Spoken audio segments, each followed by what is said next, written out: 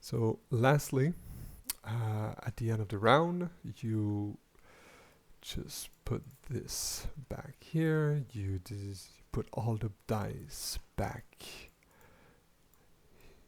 here to be shuffled again. You discard everything you have except your money. Everything you have is discarded. Your citizens stay there. Turn all of those back on.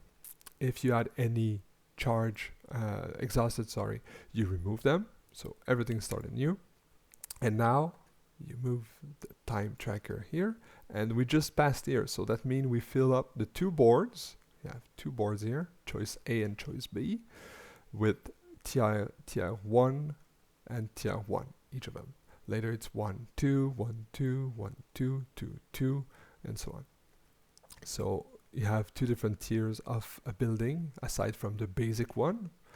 So tier 1 is more about making some kind of engine for your own city, and tier 2 is more about interacting with your neighbor. So if they have a very good city and you were behind in the game, maybe you can take advantage of their city. Maybe they have a lot of citizens. They can make a lot of citizens. So maybe you want to take advantage of the amount of citizens they have. So it's more about that. And you have tier 1 here, home, and tier 2. Okay, so apartment building that give 2 homes actually on this card. So since it's 1 and 1, I fill up the 3 left space of each with level 1. Like that.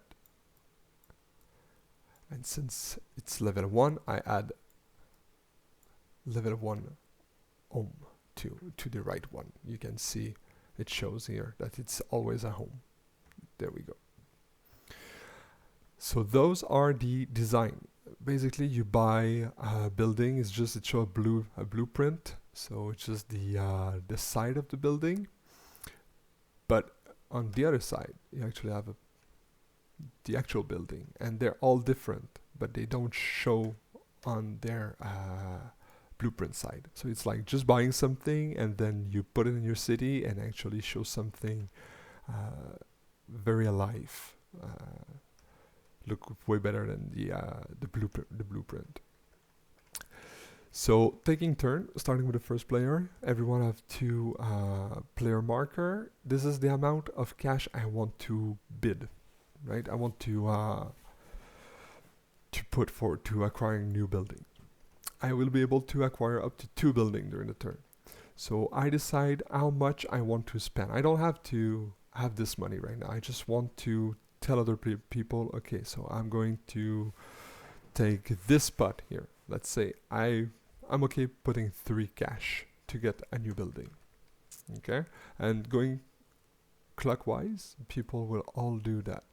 They cannot put on top of your on top of another player marker or even their own. Only the 0 can have 1 of each player marker.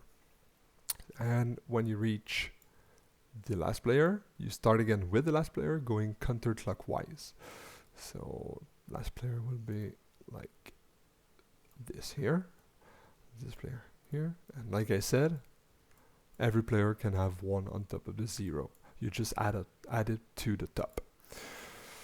So going from right to left, player can do 2 things. So first player marker would be yellow. So yellow will choose. I can either just remove the token and take 1 cash per for the round number. So it's 2. So I could remove my marker, not pay the amount at all, and just get 2 money. Or I can pay 5 and just add this marker to one of the board and take the building. So I might want the dojo. I like the dojo, so I take the dojo, put my marker here, like that. So this goes in is M. Let's quickly see what this does. When it's in the city, you can go down 1 purple, exhaust the building to get your unrest down 1. and this doesn't require any employee just to waste. So that's good to control the unrest. If you're unrest, you have a city that gives you a lot of unrest, maybe this is something you want to add to your city to control people, to make them focus, peaceful, zen, right? So next one would be the red one. So red decide to take it, and he can add it somewhere. So I want to take this building here, start up firm, and like this. And this is important because at some point, let's say this player take this here, okay? And now it's him again. It's green again. You cannot take another building from a board with his token. So basically, you have to take one from each board. And actually, a rule I didn't explain is that when playing with 2 or 3, the first player to put his token also choose another building to remove.